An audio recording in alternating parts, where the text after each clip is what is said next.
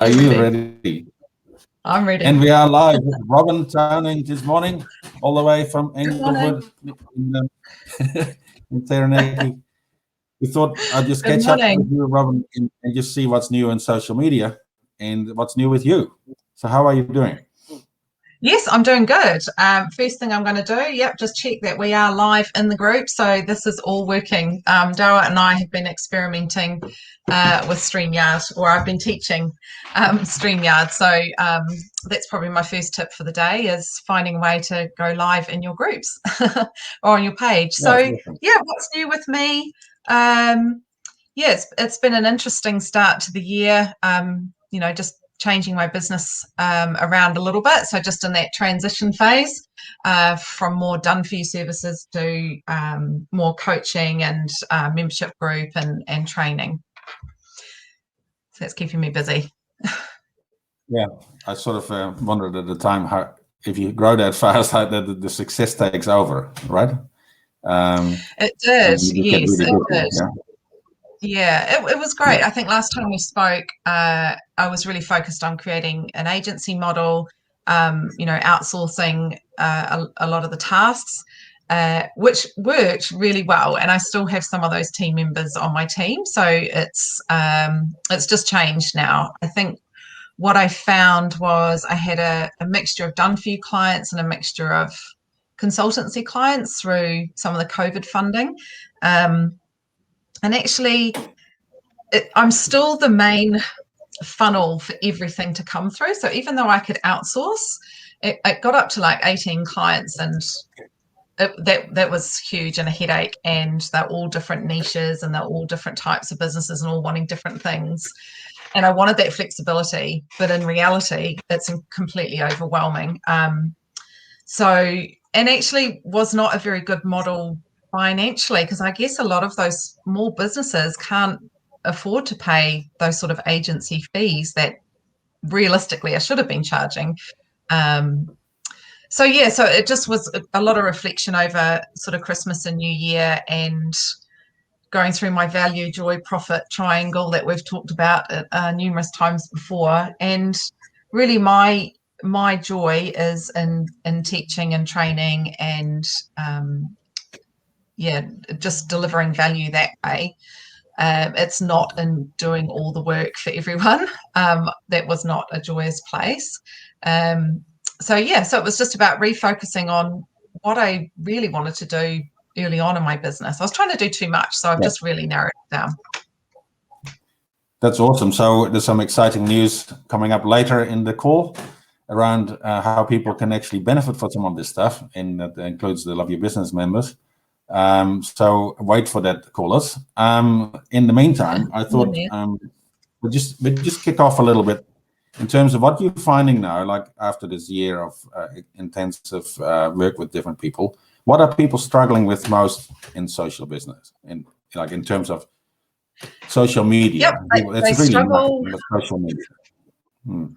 At the core, so I think small business owners do get overwhelmed with all of the different options. Should I be doing TikTok, and there's a new way to do lives, or this person's saying I can get 10,000 new followers by doing this simple hack, and it's really noisy out there and crowded. So I think that gets overwhelming for business owners, trying to figure out what works best for them and what's going to be the best option. They end up going down rabbit holes with different things. They also struggle with justifying the expense of paying someone to do their social media. It is worthwhile paying someone to do it who knows what they're doing, but it's not. With organic social media, there's not an obvious return on investment, and we've talked about this before, Dawa, as well. Paid advertising, yes. Organic, no. So it ends up being a bit of not a luxury. It can feel to small business owners that that's not really, they can't really see the huge value. Like worthwhile. Yeah.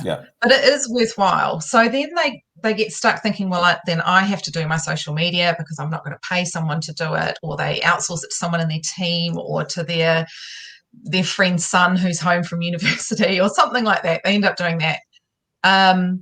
but then that doesn't work because it doesn't come across as authentically as well. So it's difficult. So there's two main things that I see small business owners struggle with is what do I post on social media that gets some engagement, because no one likes it when they've planned out a big post, put their heart and soul into it, put it out there, and it's just crickets. It's not a great feeling, is it?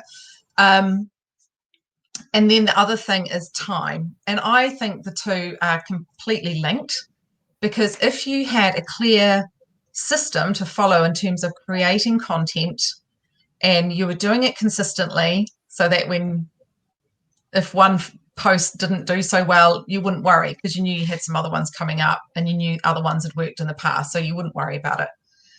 If you had a clear plan of how you were going to create that content that just made sense to you and makes sense to your audience, then it becomes a more joyful thing to do and you will find the time to do it.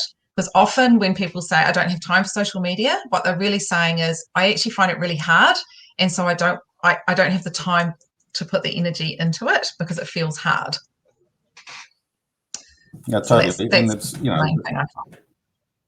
Any standard recommendations is around 3 or 5 posts a week, and it's like quite overwhelming, right? And people struggle to get one post out, let alone 3 or 4 or 5. So then how you go about it and be professional about it, right? So that's this thing I walk into as well with coaching clients and trying to get around this. I think this morning is going to be perfect because a lot of people will get a lot of support. They're able to get some support from you in that sense without having massive expense. So, yes. Guys, that's why I'm introducing Robyn to you again. And that's why I see as part of the Love Your Business family of extended experts in the field. So, what would you say? Like, what would you like to talk into that a little bit of how people can sort of structure their posts and put a bit of logic around this? Yeah, definitely. So I've come up with the 4P content planning framework because I wanted something that was really, it actually was born out of all those clients that I had last year and trying to find a simple framework for when we were outsourcing social media and the people in the team to actually have a simple framework to come up easily with consistent content. So I built it around doing 3 posts a week, and they fall under the 3. There's actually 3 Ps, but I've added in a 4th one. So I'll explain how that works. The 4 Ps are positioning content, problem-solving content, promotional content, and my 4th P, the secret sauce, is personability, like just making human connections. Just not being a robot and just, making connections like this, being live, sharing your struggles, your background, your journey, inviting conversation and just being personable. So what I had for all my clients, and I've turned it into a framework, is how to create consistent content using the 3 Ps. So if we picked 1 P each week, you'd have 3 posts, okay?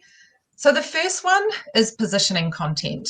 Actually, it might help if I show a spreadsheet here. Shall I do that? Yep, sure.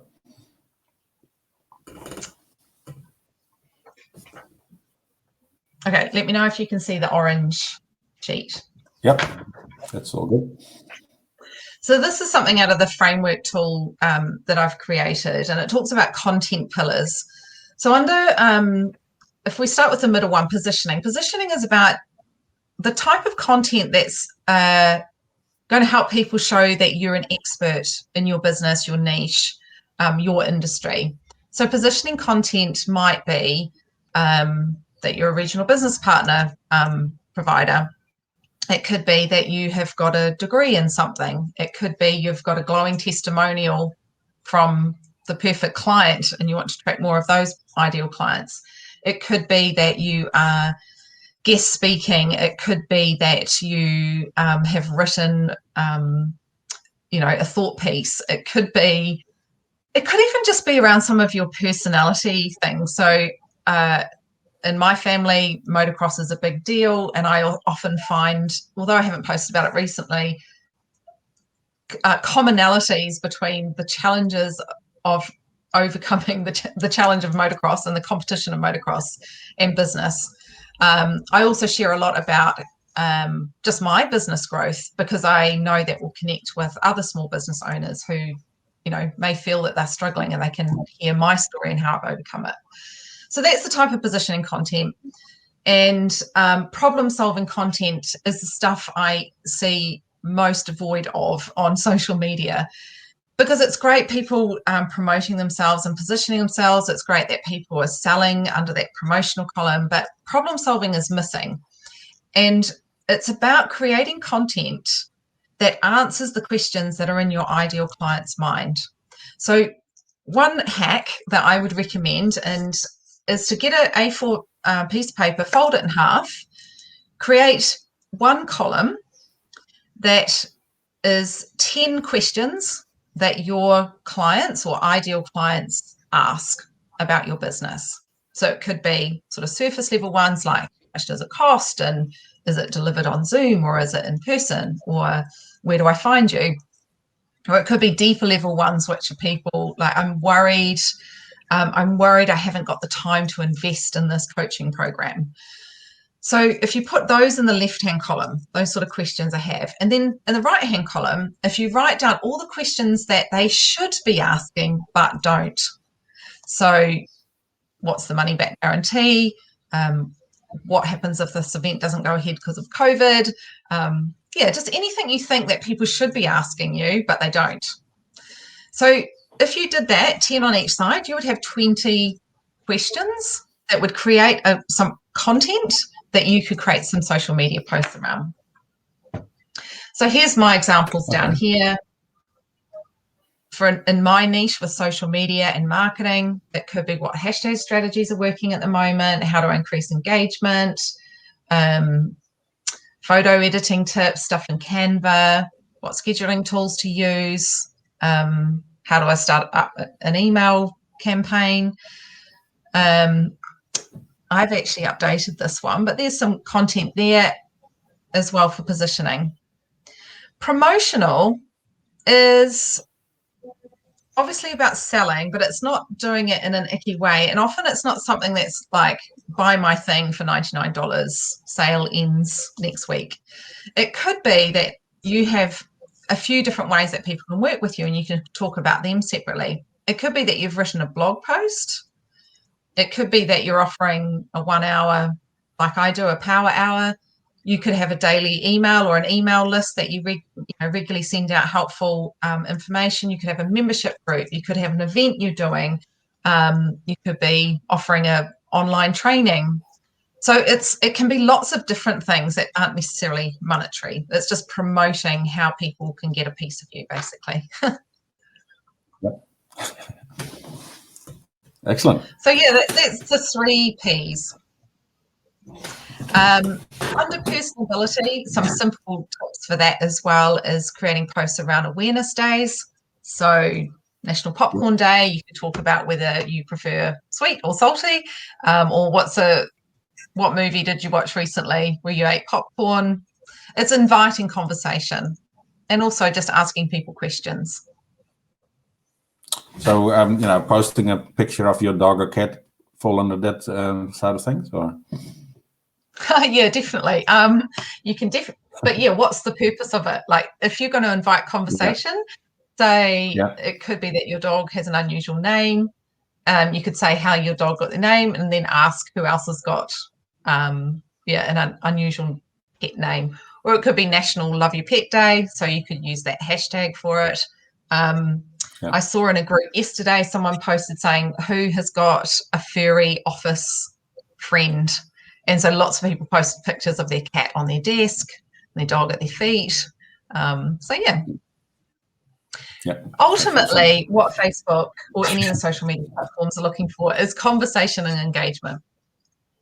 So anything that invites money. Having all that in a nutshell, now I'm starting to get the idea of different types of posts I can do, which I think in my experience, it's very one-sided. People stick promotional corner a lot, right? And maybe a little bit of, this is what we've been up to, maybe, right? but not deliberately and trying to solve any problems, because how do you do that? I'm an earthworks contractor, or I do, like, well, it's a big step to what sort of problems can I solve, or what people are actually asking for, right? Yeah, and it could be just an example of the type of work you've done. So it could be saying, this is one of, a more challenging job we did recently, where we had to do earthworks around a new fibre broadband thing, and if we hit it, we were going to cut off the internet to, one half of Taranaki. I don't know. So, and it could be actually telling a story of job that you've done that overcame a problem, and so that when people see those posts going, oh yeah, that's what I was thinking, how are we going to do that? But these guys obviously found a way to get around that. To do it. That's right. Yeah, that's awesome. Now, I know you're a busy girl. What would be one tip that you've caught up with in the last sort of week or two that you think was worthwhile mentioning? Yeah, so I do a daily email, so I'm always on the hunt. Well, actually, it's kind of a 3 times a week email at the moment, but go back to a daily email. But just I want to share lots of tips and helpful things. So this would be a good one, using StreamYard. Dowie, you've got to grips with it really well. The most recent one that I found really cool is, when you're trying to think of content, and a great sort of content is directing people to your blog post. Now, I'm a bit hit and miss with creating blog posts, in that I haven't done one for maybe about 4 or 5 months now.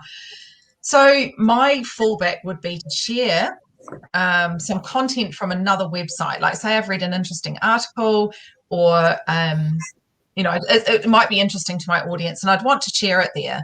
And that's great, because people can go on and read it if they're interested. But it's sending them to a different website. It's directing them off somewhere else, and there's not really any value for you. So I've discovered a cool new tool called Sniply. It's actually been around for a really long time, and I don't know why more people don't talk about it. It's free to set up, and you can create a snip. That means that when people click on the link to this article that you've promoted of somebody else's, there's a little pop-up box that will appear that says, interested to learn more about our blah, blah, blah. Click here, and they'll direct them back to the thing that you're promoting. So if I share my screen again, I will just quickly show you how it works. So here's my page, and I posted yesterday about this Facebook metrics. If you click on it,